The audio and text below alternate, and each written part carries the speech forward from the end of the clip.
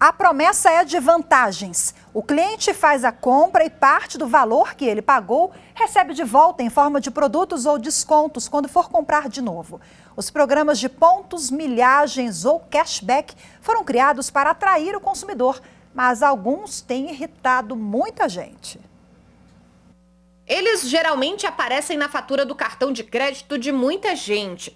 Os famosos pontos, que podem ser trocados por passagens aéreas, recarga de celular ou algum produto de utilidade. No começo do ano passado, eu cheguei a trocar uns pontos de cartões de crédito que iriam expirar e eu resolvi trocar por 2 produtos, um aspirador de pó e um fone de ouvido. Como a gente estava no auge da pandemia, bem no começo da crise sanitária, eu não poderia viajar, então eu optei por comprar esses produtos. Na teoria, é muito simples. Basta transferir o saldo para o programa de fidelidade escolhido e fazer a compra. Na prática, algumas queixas na prestação de serviços são recorrentes. Páginas de reclamações na internet estão repletas delas, dos mais variados tipos. Já ouviu falar em cashback? É um novo benefício oferecido pelas empresas. Você faz uma compra e recebe uma porcentagem do valor de volta em créditos para gastar de novo.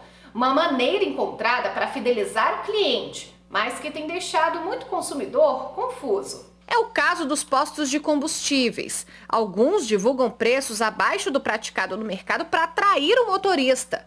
Mas ao chegar na bomba, o descontão só serve para quem faz parte de um clube de pagamentos online.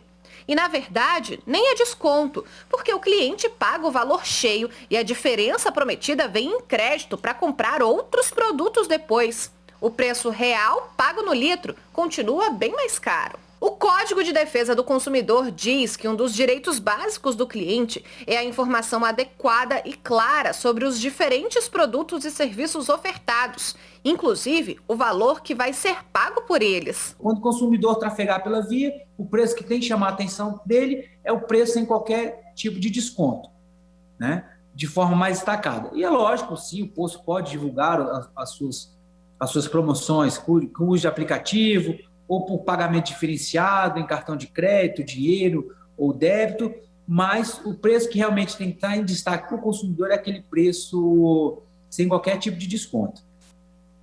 E para dar continuidade ao assunto, eu converso agora com o advogado Ricardo Morichita, que também é professor de Direito do Consumidor. Olá, seja muito bem-vindo. Boa tarde para o senhor. Boa tarde a todos aqui que assistem ao programa da TV Justiça. Um grande prazer estar aqui.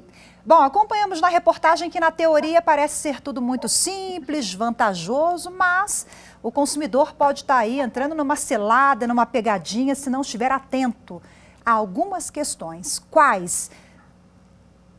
Olha, acho que um dos principais pontos aí, sobretudo essa parte final da reportagem, né, de atrair o consumidor para o posto de gasolina com o valor da gasolina mais barato, mas sem avisar o consumidor que isso seria devolvido para ele, eu não tenho a menor dúvida. É uma publicidade enganosa e por omissão, porque o artigo 37, parágrafo 3º do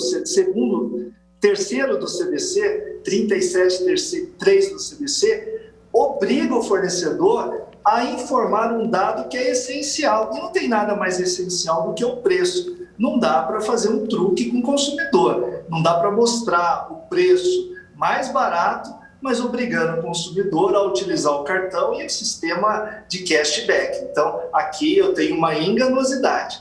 De uma forma geral, o consumidor tem que estar atento. Ele vai entrar num programa, quais as vantagens? Elas existem? E segundo, como ele utiliza essas vantagens? Eu me lembro que antes da pandemia, uma das questões que o consumidor colocava era o preço para utilizar a milhagem, para emitir uma passagem aérea, que muitas vezes era muito mais caro do que se você fizesse a compra dessa passagem. Então, benefício que é benefício tem que valer a pena. E não dá para saber sem fazer conta. Tem que ler o contrato, ler a proposta, fazer conta e ver se vale a pena ou não.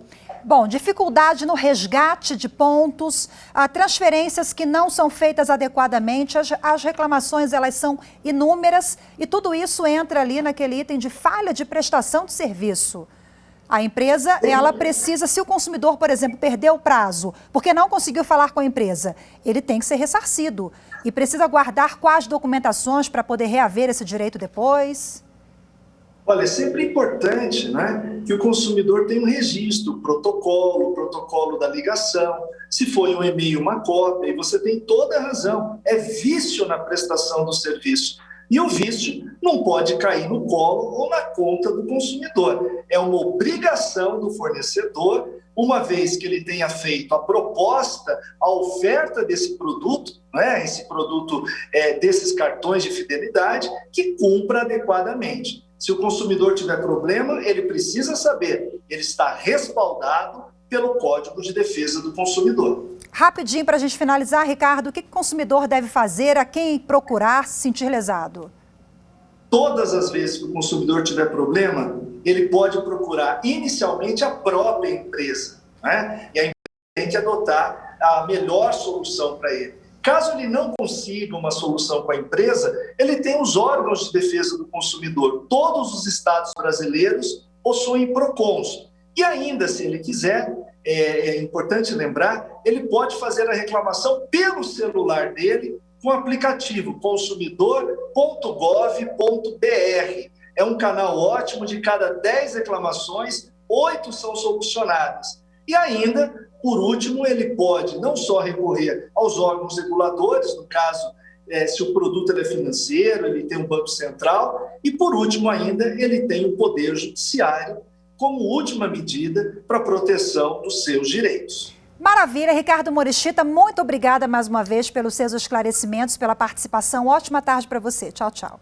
Obrigado, grande prazer, um abraço.